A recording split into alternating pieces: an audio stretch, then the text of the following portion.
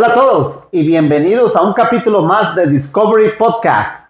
Hoy tendremos a una invitada de uno de los lugares más remotos del mundo, Nueva Zelanda. Estaremos hablando con Erika Menezes. Ella nos contará un poco sobre su vida aquí en Costa Rica y también conoceremos mucho sobre Nueva Zelanda. Iniciamos. Hi, Erika. Thank you very much for accepting the invitation. Thank you for having me. Erika, from New Zealand, right? Yes. Okay, so it means that you're a Kiwi. I'm a Kiwi. Okay, why are people from New Zealand called Kiwis? Well, I know you know, but New Zealand has a bird called a Kiwi bird, and it's only found in New Zealand. I'm not sure which came first, the Kiwi people or the Kiwi bird. But now we who live in New Zealand are called Kiwis because we're found in New Zealand. Are Kiwis, I mean the animal, okay, are very common to see in New Zealand? No. I haven't seen a Kiwi outside of a Kiwi reserve or a sanctuary, but they're nocturnal animals and they're quite shy. And so unless you're really looking for them, you don't find them. Almost like seeing a sloth here. Okay, good. Okay, I know that many people who are watching this program right now, they associate New Zealand with the Lord of the Ring, right? Because the movie or the movies, okay, they were filmed in New Zealand, Yes. right? Are those landscapes as beautiful as they show up in the movie? Absolutely. Probably even better because I'm sure you know that when you take a picture, the picture's never as good as what you see with your eyes. And that's what we feel like we see when we're in New Zealand. The movies are amazing, but being there and you see all the colors and the landscapes and so much green, it is beautiful. Have you been in these places where the movie were filmed? Not specifically, but I know that when I have been on a few hikes or camps here and there, one of my friends has told me, oh, this is where this was filmed, but I'll tell you a secret. I don't think I've seen the Lord of the Rings films personally, so I could not tell you, but they're everywhere. Okay. Yeah. Okay, good. And can you tell us a little bit about yourself and what brought you to Costa Rica? I am 26 and coming to Costa Rica, it wasn't intentional. It wasn't, I'm going to Costa Rica. It was, I'm traveling and I'm exploring, but I also want to stop and do a bit of good and do something productive. And when I was doing my research, I found a really fun tour that took me through Central America. And then I also found a volunteering site that had work in Costa Rica. And I thought, well, if this isn't what's meant to be, then I don't know what is. Okay. Yeah. And how long have you been here? I've been here for just over 2 weeks now. 2 weeks. Yeah. And what were your first impressions when you arrived here? Colder than I thought it would be. Not cold, but just colder than I expected. And it's very green. Very green, lots of rain, and quite peaceful. Okay. Quite peaceful. Okay. Yeah. Is the weather in New Zealand different from the weather here? It's different in the sense that we do have 4 seasons. I know that in Costa Rica, it's not always 4 distinct seasons, but in New Zealand, we have, when it's summer, it's summer. It's hot and it's warm. It does rain, but it's still generally warm. And in winter, it's cold. It's wet and windy and gloomy. But we also have spring and autumn very clearly separating them. So it's not fully different. The weather we're in right now feels like spring. It's warm, but it's raining. There's wind. In the morning is sunny and then it ends up wet. Or vice versa. So it's similar right now. Well, you arrived 2 weeks ago, and so you arrived in the rainy season. I did. I did it to myself, coming in the rain and the cold. Yeah. Did someone tell you about the rainy season before you came here? Well, I found out after I booked my tickets and everything was planned. So I didn't know before I booked. I didn't do my research. But I'm quite happy with it because it's still relatively warm. It's cold, and it's less people, touristy people floating around. But no, nobody told me about the rainy season. Okay. Had you ever visited Latin America before coming here? No, this is my first time. Okay. Okay. Did you have some expectations about coming here? I like to travel with very minimal expectations apart from maybe food. And my expectations for food were very north of Central America or Latin America. So it was heavy on the Mexico flavors. And I didn't really know what to expect apart from good coffee. And so far, I've enjoyed everything, and not just food, but everything's exceeded my expectations. The people are friendly. Okay. The climate's nice. Tell me something that you have tried, talking about food, that you had never tried before.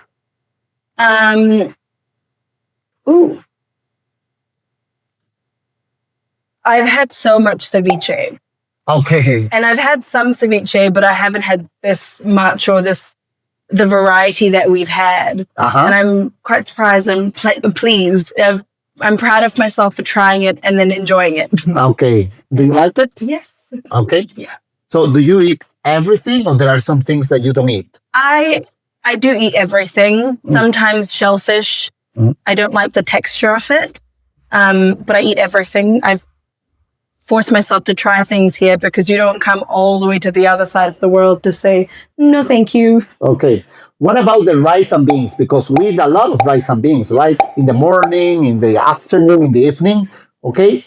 How do you deal with the rice and beans? At first, I thought, yes, I can deal with rice and beans.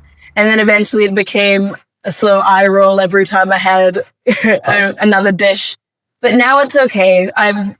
I don't think I've had rice and beans that are the same in each place. Everything, even in Costa Rica, everyone makes their rice and beans different. But I do enjoy variety.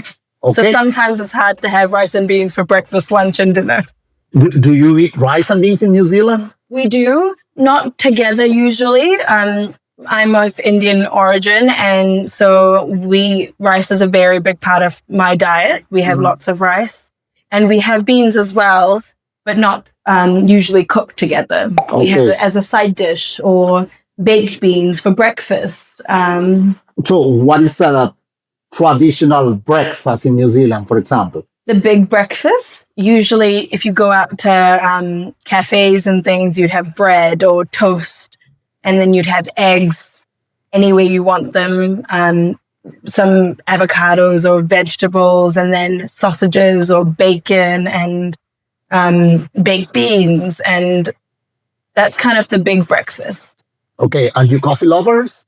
We are very much coffee lovers. We compete with Australia. I don't know if they're better or worse than Costa Rica, but just different. Okay. Someone told me that we invented the cappuccino. I don't know if that's really, but apparently I can fact check that. Okay. Okay, good. So how close or far you are from Australia now that you are mentioning it?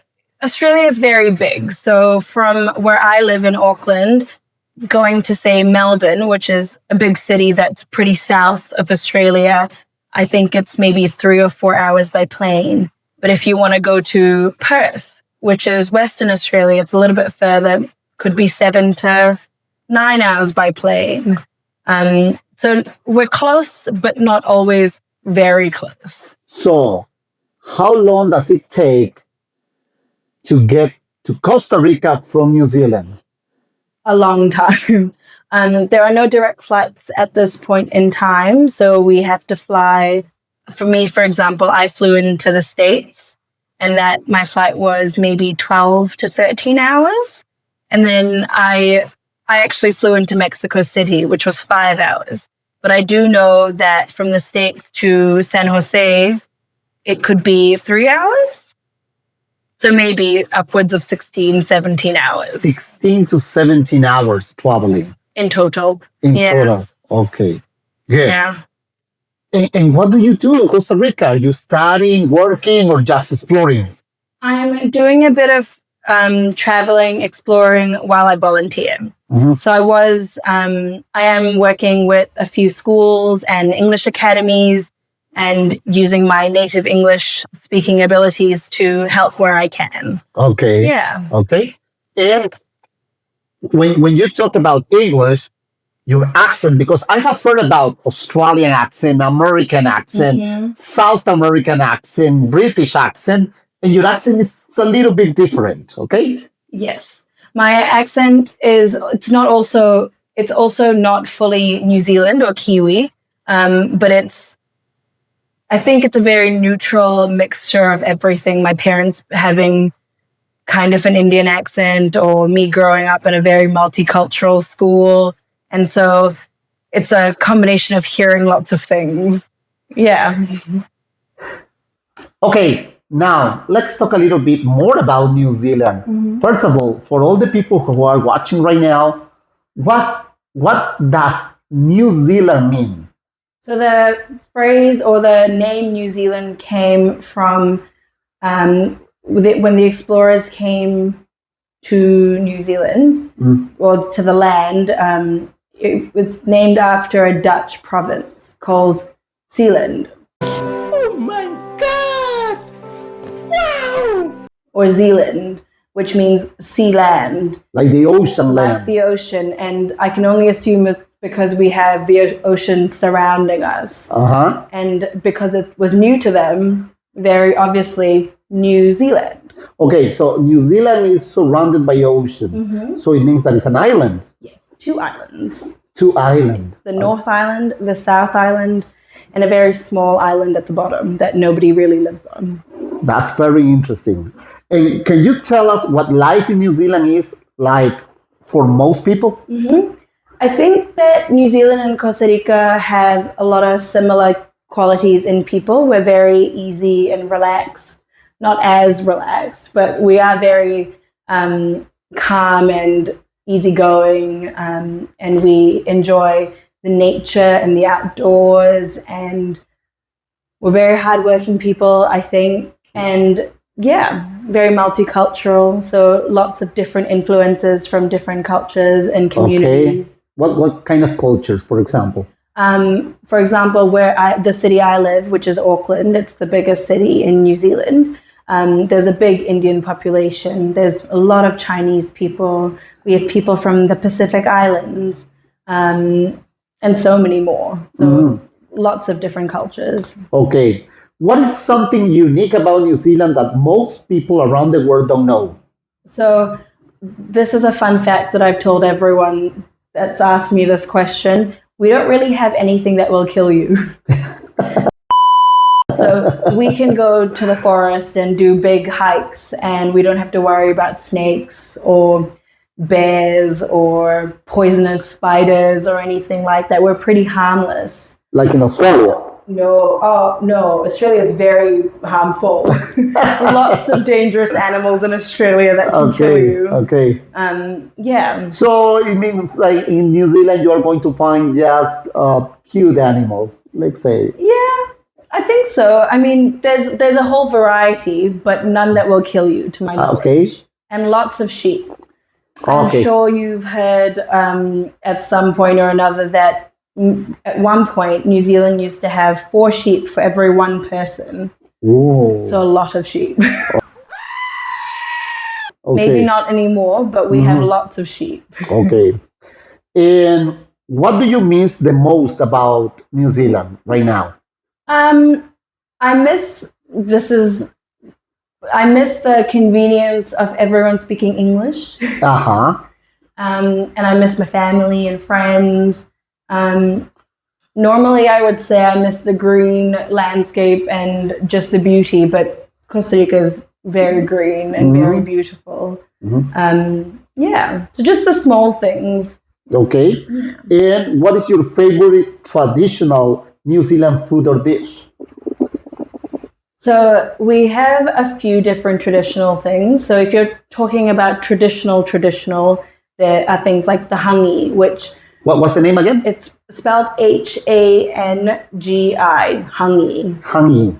And the native people of New Zealand are known as the Maoris. and that's their traditional way of cooking food. It's just underground using hot stones. So that's traditional.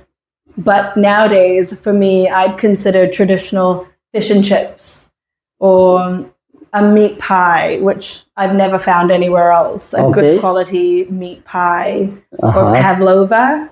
I don't know if you've had a pavlova. It's meringue with cream and lots of fruit. Okay. Yeah. That's what you miss right now to eat. I miss the meat pies. Okay.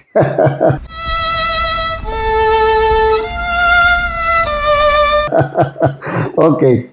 And how important is nature or outdoor life in New Zealand culture? Very important.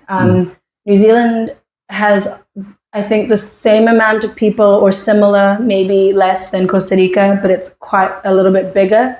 And a lot of our country is just bush and trees and nature and beaches. And it's something that we as a country really value. We care about our forests and our it's really ingrained, I think, in us as a people to take care of our land and to make sure we're giving back to it and allowing it to continue to grow and be sustainable, not just because we want to do right by the environment, but because it's such a big part of our economy. Muchísimas gracias. Doy clases los jueves. No cobro mucho. Is soccer like the most important sport in New Zealand? No. I am telling you this because I think for the last World Cup, Costa Rica played against New Zealand in order to qualify to the World Cup. Okay, that was in, the last World Cup. I don't remember what the name of the country was. Ay, qué bruto, focalicero. But we played against New Zealand. Did you win? We won. I'm not surprised. So I think New Zealanders, they don't care too much about soccer. No, it's very popular in school. You'll find lots of kids playing it and lots of clubs around because everyone enjoys it, but it's definitely not our most important sport. What is the most important sport? Rugby. Rugby. Yes. So it's, I think the best way to describe it is kind of like American football, but there's no padding or protective gear or helmets, and you're basically getting the rugby ball from here to the end and scoring a goal with your team.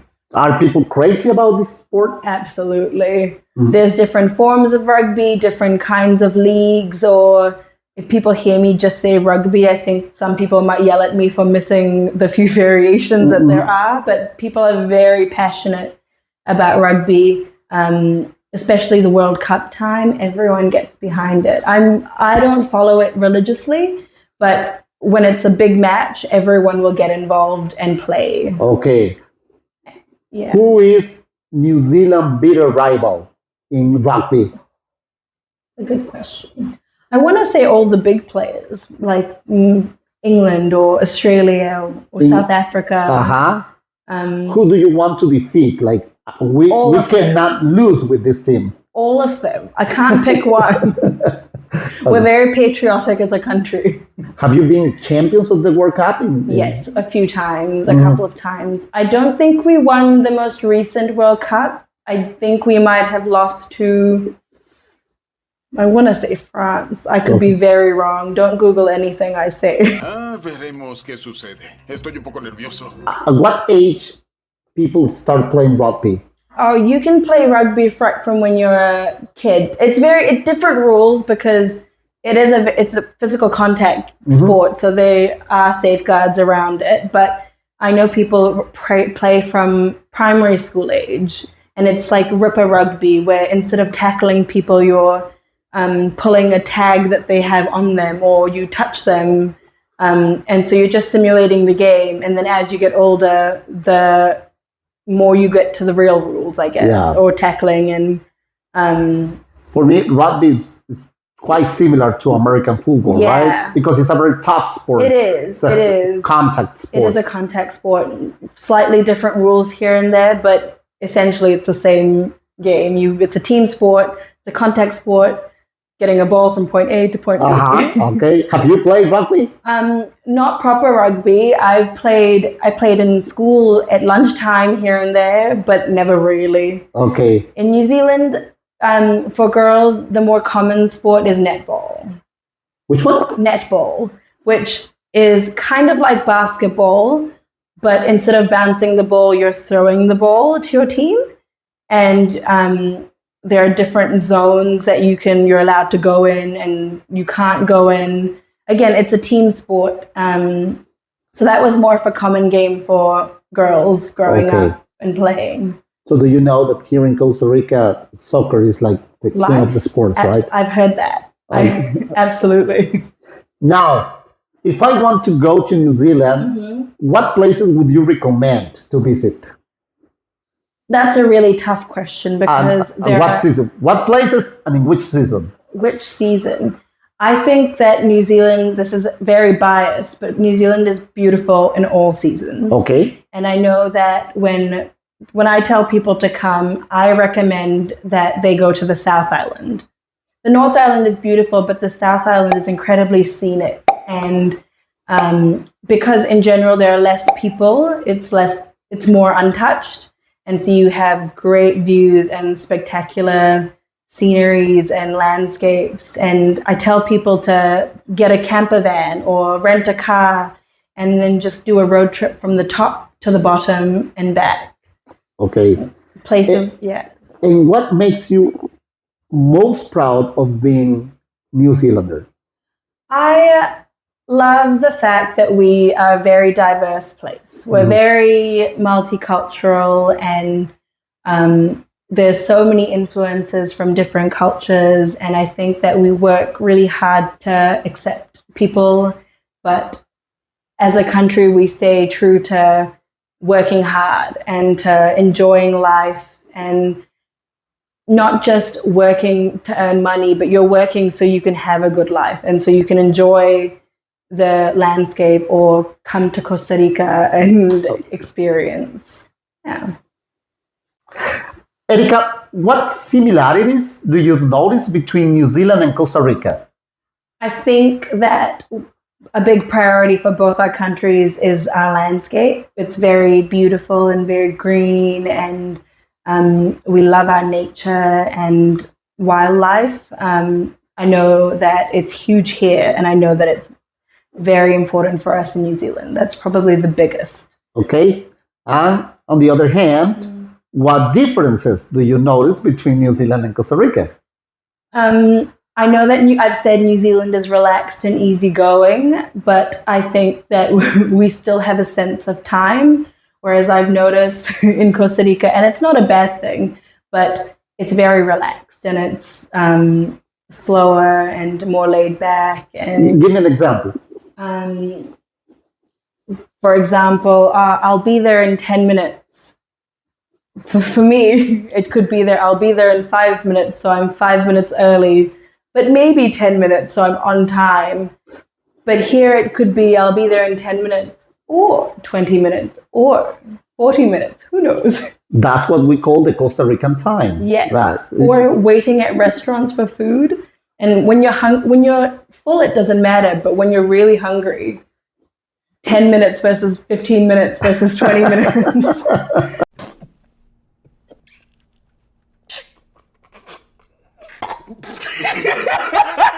Makes a difference. Okay. The problem here is dating. Okay. When you are dating, okay, someone tells you, I will be there in 10 minutes. Okay. So you know that it's not in 10 minutes. It's going to be 20 or 30 minutes, right? Yes. Okay. Okay. Have you experienced any kind of culture shock? The biggest cultural shock for me was just the language. Okay. Because when I say I know a little bit of Spanish, means I know lots of words, but I can't speak very fast, and I am not good at making all the connections. But here, I think it's also because I was expecting English to be more prevalent. But if it's not so touristy of a place, everything is in Spanish. Okay. So relying heavily on hand gestures. What about if you have to go to a a drugstore or a supermarket, or you need to go to a clinic or something like that, what do you do? Well, I will make sure I'm prepared before I go. Uh-huh. I think so. I'll be doing I'll Google all the word meanings, have Google Translate on hand, ask people that I know that will tell me what things mean. So maybe I'd ask you, I have a headache and I think I need Panadol. If I say Panadol, will they understand, or will I need to translate? But sometimes I would go in and just be very expressive and start talking and point to things and say the little words that I know, and it works out. Yeah, using your body language, Yes. right? Had you studied Spanish before coming here? I did maybe a small couple of classes, few classes when I was younger in school, just as a language option. And then every now and then I do Duolingo, which I know is not the best way to learn the language, but it's been great for vocabulary. Okay. So, are you living with the family? I am. I'm living with a woman, and her mother lives in the house behind us. What language do they speak at home? At home, so when I'm not there, her mother tongue is Spanish, but she's also an English language teacher at a primary school. Okay. So we speak English and then some Spanish, and then when we're both exhausted, we try whatever language we can. Have you learned some Spanish words that are used just in Costa Rica? Pura vida. Okay, of course. Absolutely. Can you tell New Zealanders, because probably this video, okay, will go to New Zealand, Yes. what the meaning of pura vida is? Everything. There's so many meanings for pura vida. It's like hello, goodbye, thank you, have a good day, I hope you're doing well, or good luck, or endless. And I've learned that, like with most things, when you say pura vida, it's how you say it and the tone and your facial expressions that really add to what it means. Like, oh, I'm really concerned. Pura vida. Okay. Or you are mad. Or you're mad, so you get a bit pura vida. Okay. Yeah. Okay. Do you have a similar word or expression in New Zealand? In New Zealand, there's lots of slang that we use that mean lots of things. But the one that I would say is similar to pura vida is she'll be right, which is more kind of everything will be fine. Okay. It's she, don't know why, but she'll be right. She'll be right. She'll be right. It's Okay. the same relax, don't worry about it. Okay. She'll be right. Okay. Have you learned any bad word? I wrote them down. But then I also learned that, again, some of the bad words are only bad words because of the tone that you say it in. Okay. One of the kids were telling me that some animals can be good, fun, jokey animals, or it could be an insult. Okay. Okay. No, I couldn't repeat them. Okay. So, how's your Spanish doing? I think it's okay. I think I understand far more than I speak, and that's because I've not really practiced speaking. One, being at home, my host mom, she speaks English to me, and when she speaks Spanish to me, I respond in my very limited, childlike Spanish. And when I'm in the schools or with the people I'm helping them speak English. And so I'm not really picking up as much Spanish as I'd like. But it's interesting hearing children speak, and you hear them say the Spanish word and then change it to the English word. And so that helps me. But because I'm not fully practicing it, I'm not retaining as much as I would like. Okay. Yeah. Tell me something about Costa Rica that you dislike. I'm not sure. I haven't come across anything that I actually dislike right now. I think that coming to a new country, your mindset is half the battle. And if you're going to a place and you want to have a good time and you want to experience the place, then nothing's really bad unless something negative happens. But I've not encountered anything super negative. Tell the people back in New Zealand that they want to come to Costa Rica. What do they need to take into account before coming? I think you need to take into account the distance. And if you're coming all this way, you need to stay and make the most of the country that you're in. I think you need to take into account the price. That's probably the one slightly negative thing. Price of thing, cost of living. It's quite similar to New Zealand. I wouldn't say it's very cheap or extremely expensive, but if you're thinking comparing it to, say, Asia, for example, it's not.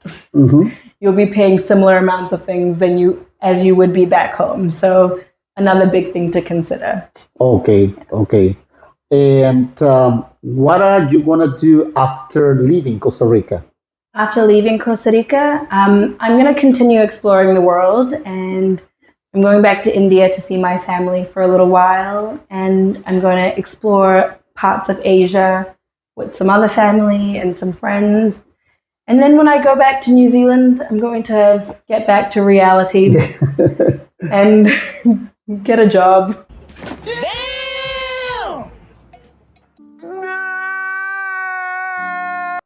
How do you describe this adventure of coming to Costa Rica? In New Zealand and Australia, I don't think that you guys do it on this side of the world, or maybe parts of England or Europe would do it. We have a thing called a gap year. And it may be less than a year, it may be more than a year, but it is a break between maybe high school and university, or working and university.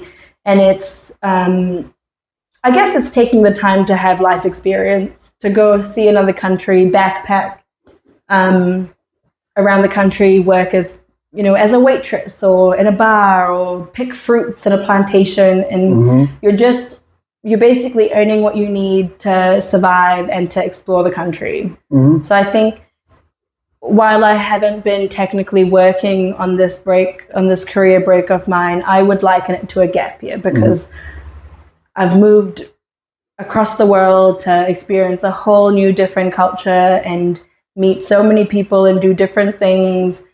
And then I will be going back. Okay. Or at least that's the plan. Who knows? Okay. How many countries have you visited? In this part of my tour, I started in the States, and then I made my way down from Mexico through Central America. So 7, 8. Okay. 7. And in general? In general, I've been to India and a few places in Asia. I've been to the UK once, and I've been to Australia. Well, I think you told me before this interview that you had Indian roots, right? Yes. Okay. Yes. So my family's from India. I've got family still in India, but we moved to New Zealand when I was 3 years old. You were 3 years old. Okay. So I'm an Indo-Kiwi. An Indo-Kiwi. Yeah. Okay, that's a new word for me. Okay, Yeah. I didn't know that word exists. Okay, so Indo-Kiwi. Very good. Excellent. Well, Erika, it has been a pleasure to have you here. Okay. I hope that you enjoyed the rest of the trip here, and I wish you a lot of success in all the things of your life. And we hope that you can come back to Costa Rica again. Me too. It has been lovely. Your hospitality, not just you, but on behalf of your entire country, has been lovely. And I will look forward to coming back. Okay. And thank you very much for being in the Discovery Podcast. And I see you in our next episode. Thank you very much.